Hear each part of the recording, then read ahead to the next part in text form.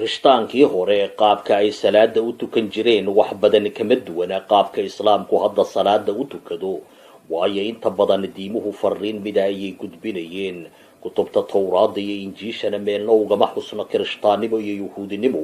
ardaba arrinka xiisaha leh aan inii hayo ayaa ah in degmada turcabdiin ee dalka turkiga uu ku yaal macbad masiixiya oo qadiimiya oo weli dadku ay u tukadaan sidii ahdigii nebi ciise waxayna salaadooda ka ilaaliyeen saamaynta ruumaankii iyo gariiriyaankii dhala rogay masiixiyadda ogowa qur-aankana waxaa loo soo dejiyey in lagu soco wax walba oo laga khalday islaamnimada ee daawasho